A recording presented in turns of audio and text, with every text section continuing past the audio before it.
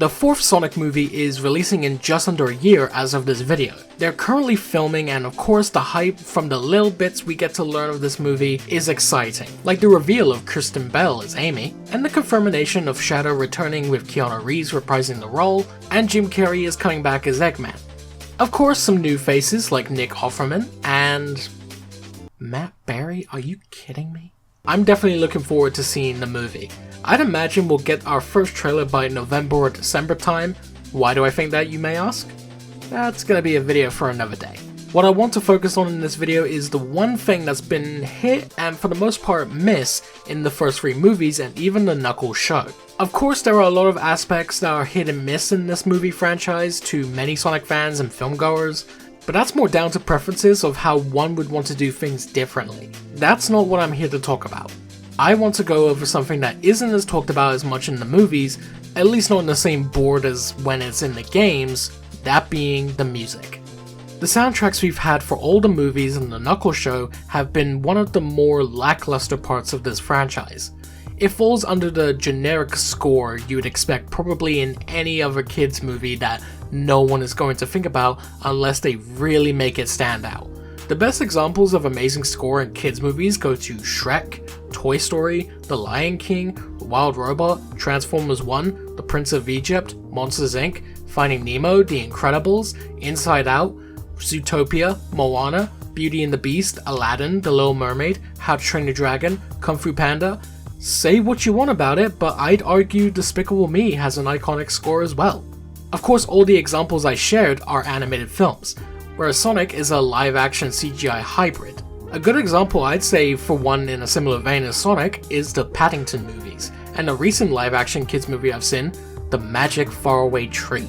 Give or take if that would become iconic, but from what I listened when I watched it, and cleaning screens of the movie in my cinema, I loved what I heard. It's very unfortunate that for Sonic, it hasn't been the case. Personally to me, I do like the score that we got, despite it being generic.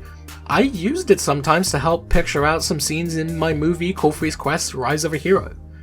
But I can't deny it's not an iconic score and something one would expect when making a Sonic movie. We got little snippets in the first two with the star having a hint of Green Hill Zone. Some make the argument that when Sonic lands the first hit on Eggman in the first movie, it's a slower version of the title screen music from Sonic 1 and the Act Clear music. It most likely isn't, but if it is, that is something, I guess. What about the Green Hill music that played on piano, you may ask?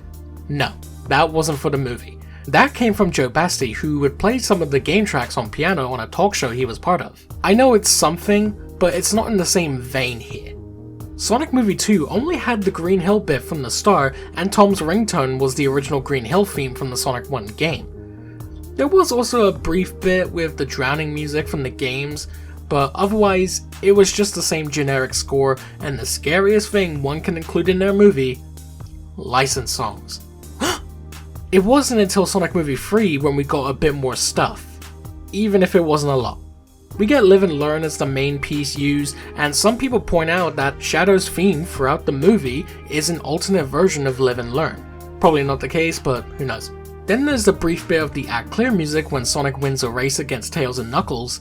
During the scene when Sonic's running around London, when he makes it to the gun base, you can hear a brief bit of Escape from the City. There's Eggman's theme from 06 and Unleash when the Eclipse Cannon rises from the River Thames. Last thing we got was the music that plays from the ending of Sonic Adventure 2, which is literally called The Last Scene. So at least with Sonic 3, we got more stuff, even though it's small and were only used briefly. Live and Learn was hype, and Eggman's theme from 06 and Unleashed was really cool. Last Scene was really nice, but Escape from the City, it took me multiple listens just to catch it where it was. Hey Billy, what about the Knuckles show? Does that have anything? Oh, YouTube viewer slash commenter, you make me laugh. So yeah, other than the stuff mentioned from each movie, it's just a generic score. The film's director, Jeff Fowler, did talk about trying to use more game music in the audio commentary of Sonic Movie 2. I'll play that for you now.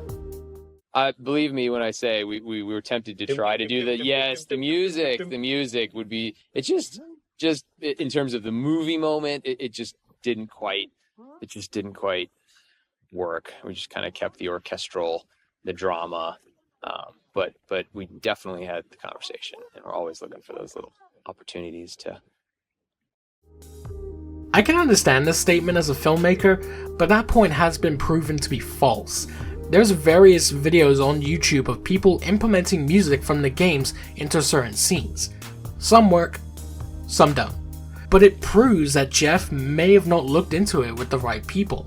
That's especially the case with the composer of all three movies, Tom Hollenberg, also known as Junkie XL.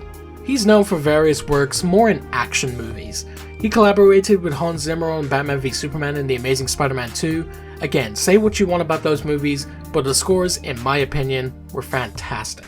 He also did the two more recent Mad Max movies, the first Deadpool, even previously worked on a video game movie with the 2018 Tomb Raider. I don't remember much of that movie if I'm being honest. Anyways, Tom has had some good works, but it seems Sonic is not where he shines the greatest. Sonic 3 was close, but not quite there. It also doesn't help that Tom is a supporter of generative AI, and used a bit of it in the Furiosa Mad Max movie. He really just had to do that, didn't he? I haven't seen anything regarding if he did so on Sonic 3, but it would not be shocking at all if he did that. He did want to use the sound of the Sega Mega Drive when doing the first one. It was either it didn't work out for him or someone just told him not to do that. I'm curious how that would sound actually. Maybe that would have saved it. Probably not. Some are going to argue and maybe defend Jeff's reason and all that, saying probably it was really hard to make it work and it being a movie rather than a game playing a factor. My counter argument to that is, no shocker, the Super Mario Bros. Movie and the Super Mario Galaxy movie, with a score by Brian Tyler. When licensed songs aren't playing, both movies are full of music from the Mario series. We got stuff from the original 8-bit games, Mario World, 64, Galaxy, well duh, 3D World, Odyssey, hell, even in the Galaxy movie, we got to hear stuff from the Star Fox series when Fox McCloud showed up. Not once did it feel out of place for a scene, and not at all did I ever think it was too much. Another counter-argument I would make is the fact that someone on YouTube by the name of Lachlan.b, who took certain scenes from Sonic 2 and 3 and proves that properly attempting to include game music in the score of the movies was very much possible. Lachlan did an incredible job on these and honestly helped make scenes better in my opinion. If they were hired to do the score of movie 4, I would have no worries. Just watch the Tokyo chase scene between Sonic and Shadow from movie 3 they did. Just one of the pieces they rescored is enough to convince me. Another choice is honestly Brian, depending on his knowledge of the Sonic franchise, but I think even without that, he'd do a far better job incorporating game music into the movies. There may be more examples I can't think of currently, but regardless, that proves to me that Tom needs to go. He just isn't the right choice for these movies, and I don't want Sonic 4 to end up with the same fate. It most likely is going to be the case that Tom is coming back for the fourth one, give or take if he uses AI or not, but I just know the score is probably going to be lackluster again if he comes back. I want to be wrong, however, given that Sonic 3 did at least give us some stuff. I would want Tom to go more all the way with 4 if he does come back. If Mario can make it work and fans prove Jeff and Tom wrong, nothing's impossible. But what do you guys think? Would you want more game music in the fourth movie and or Tom Hollenberg to step aside and let someone else take over? Let's get a discussion going in the comments. Shout out to my patrons Typhoon and Andres and my YouTube member BAG Gomez. Much appreciated guys. If you would like to have your name at the end of the videos, all you have to do is just go to the links in the description to my Patreon or for my YouTube membership and join whatever tier you feel like. And with that said, thank you all for watching. Like, comment, subscribe, follow me on Blue Sky, and I will see you all in the next video. So until then, see you guys!